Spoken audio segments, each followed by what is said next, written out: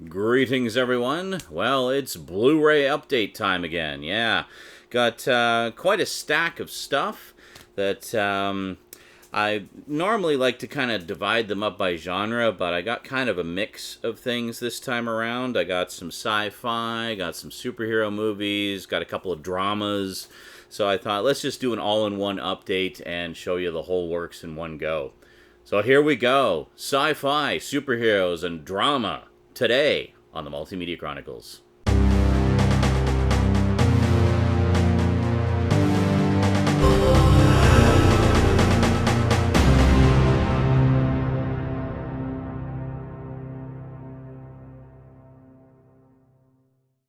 Welcome back.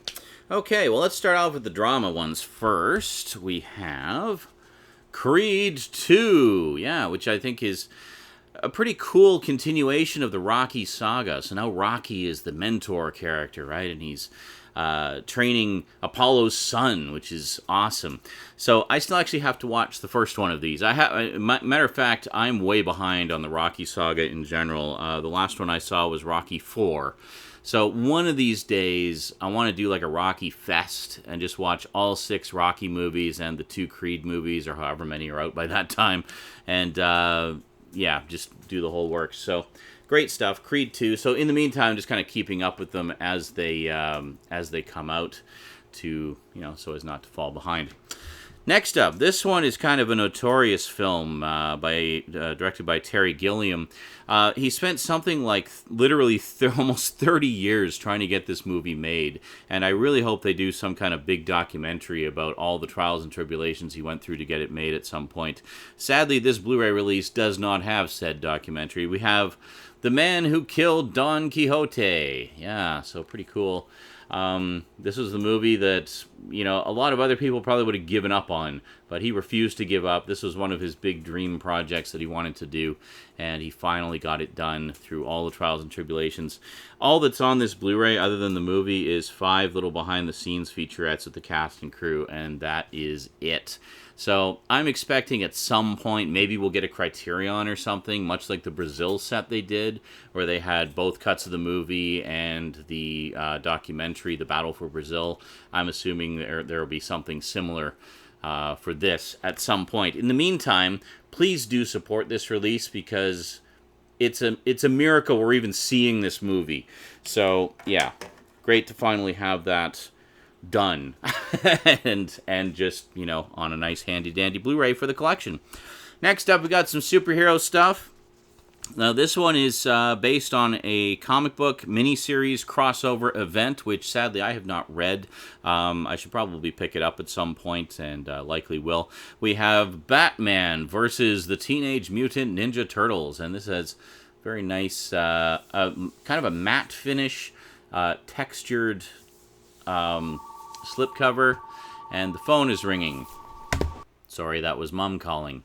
Of course, this is literally the first filming I've done in like a month, and that's when Mom calls. Like when I just sit down, they just have a sixth sense, I swear, parents. Anyway, Batman versus the Teenage Mutant Ninja Turtles. Really nice slipcover.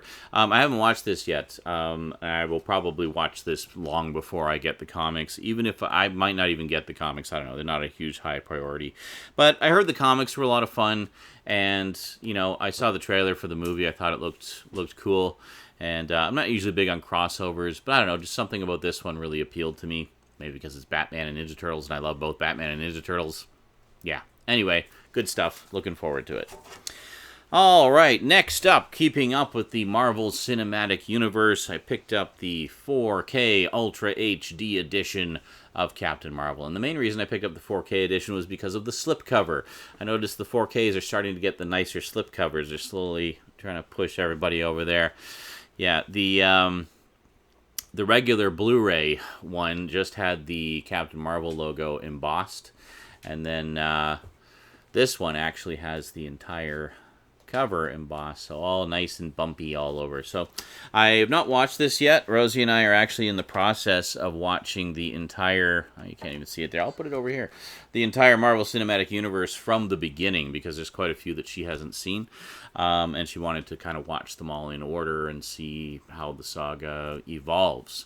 So Yeah, so we're a little behind. We've seen Infinity War was the last one we saw. So haven't seen Ant-Man and the Wasp, haven't seen Captain Marvel, haven't seen Endgame, haven't seen Spider-Man Far From Home. So yeah, we've got quite a ways to go before we'll get up to that. We haven't seen anything beyond Infinity War, and she's seen maybe 2/3 of the ones before that. There's quite a few she hasn't seen. Anyway, next up, picked up Once Upon a Deadpool. Now, this, of course, is it says PG. It's actually PG-13 here in Canada, anyway. But this is the, absolutely hilarious PG-13 cut of Deadpool, where he kidnaps Fred Savage and straps him to the bed in a recreation of the set from The Princess Bride, and reads him the story of Deadpool 2. This is absolutely hilarious. Like, normally I'm not big on these PG-13 cut downs of R-rated movies. Like, what's the point? But this one they actually did in a really fun way, and if you're a fan of Deadpool, absolutely get this. It is freaking hilarious and so much fun. We had an absolute blast with it. Still haven't shown Rose the real versions because it's still a little bit rough for her, I think, but she really enjoyed this one. We had a lot of fun with it. Next up, got a pair of classic science fiction films. This is one that I've been waiting for so long. I've actually never seen it. Can you believe it? I've never seen this movie. I didn't see the Mortal Kombat 3000, the Mystery Science Theater 3000, MST3K, MK3. Yeah, it's my cross-wired in the brain. Anyway, This Island Earth, finally on Blu-ray in its original uncut form from Shout Factory, or actually from Scream Factory, because, sci-fi horror. So, yeah, good stuff. Really looking forward to seeing this. I've always kind of paired this up with Day the Earth Stood Still and Forbidden Planet as two examples of movies, sci-fi movies from the 50s that really tried to break the mold and do something different and a little more highbrow, a little more special than the typical sort of giant insect / alien invasion movies that you typically saw in that era. So, yeah, really looking forward to finally seeing this one, and might even, watch the other two along with it just to kind of have a 50s highbrow sci-fi triple bill. And finally, speaking of sci-fi movies that dared to be different, I had to get this. This is one of my all-time favorite science fiction movies ever. Got the 40th anniversary 4K remastered edition of 2001, A Space Odyssey. Now, with those wondering, no, I don't have a 4K TV or a 4K player at this point, but this does include the Blu-ray, and the Blu-ray does also have the 4K master on it. So, at the very least, I can, see the nicer, newer transfer in 1080p. And then when I do get a 4K TV, I've got one of the all-time great movies ever to watch on it. So, very cool. So, very, very nice. I watched this with Rose, actually. Showed it to her for the first time. And just blew her mind with it.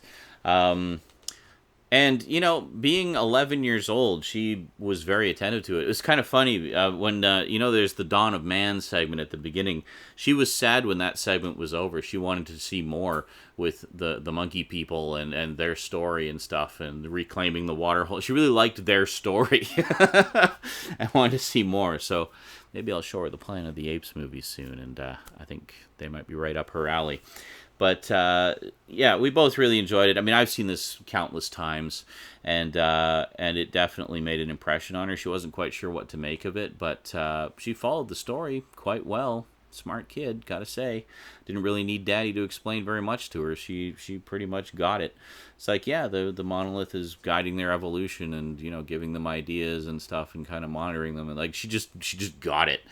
And stuff, and it's like, yeah, once they've evolved to a certain point, then they can become a space baby. Essentially, like, she just got it. So, yeah, I guess I'm doing something right. Smart kid. Anyway, that is it for this update. So, some pretty significant additions, I think.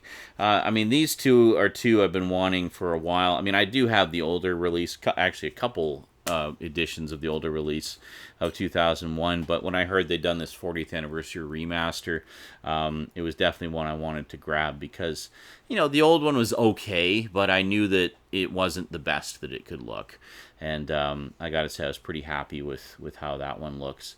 This Island Earth I've wanted to see forever. Deadpool, I mean, anything Deadpool, and this is absolutely hilarious. The only complaint I have about this is they did some absolutely hilarious trailers promoting Once Upon a Deadpool, and some of the footage from the trailers, I guess, was only filmed for the trailers and is not in the movie, but they also don't include them as extras. It would have been nice to have everything kind of collected together there, maybe in a special edition at some point. The Man Who Killed Don Quixote, great that that's finally happened and been made. Batman Ninja Turtles, it's Batman and Ninja Turtles.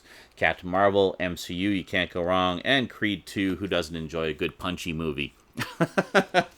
Alrighty, that is it for this update. Hope you enjoyed. I will see you next time. Until then, thanks very much for watching. Big thanks to my Patreon sponsors. Be sure to catch me on Twitch. I stream almost every day. And I'll see you next time. Until then, sayonara.